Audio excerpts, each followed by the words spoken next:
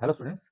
आज देख लेते हैं फटाफट थर्मल कंडक्टिविटी के बारे में। ठीक है, थर्मल कंडक्टिविटी क्या होता है? मान लीजिए एक कंडक्टर है जिसकी दो एंड्स में दो टेम्परेचर है, that is T1 and T2। ठीक है, और इसकी लेंथ जो है वो L है, एरिया ऑफ क्रॉस सेक्शन जो है वो A है। तो इस कंडक्टर के थ्रू कितना heat per unit time flow होगा उसी को हम लोग कहते हैं थर्मल कंडक्टिविटी। ठीक है, मान लीजिए कि T1 ज्यादा टेम्परेचर है और T2 जो है वो लोअर टेम्परेचर है। ठीक है, T1 is greater than T2, तो इस केस में जो हीट फ्लो होगा वो from higher temperature to lower temperature flow होगा।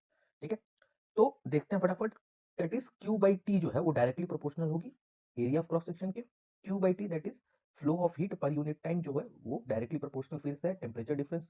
And Q by T is inversely proportional to length. इन तीनों को अगर हम लोग कंबाइन करें तो हमारे पास ये एक्सप्रेशन आता है। फिर के एक कांस्टेंट है जिससे कि हमारा फाइनल एक्सप्रेशन जो बन जाता है वो ये बन जाता है। ठीक है, इस के को हम लोग थर्मल कंडक्टिविटी कहेंगे। ठीक है, तो ऐसा यूनिट ऑफ थर्मल कंडक्टिविटी जो होती है वो यहाँ से हम लोग जूल पर सेकंड पर मीटर पर केल्विन या फिर वाट पर मीटर पर केल्विन कहेंगे।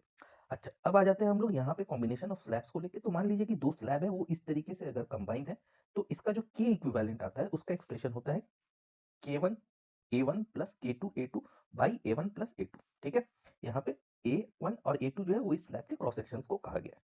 अगर A1 A2 बराबर है तो इस ये एक्सप्रेशन सिंप्लीफाई होकर बन जाता है K1 प्लस K2/2।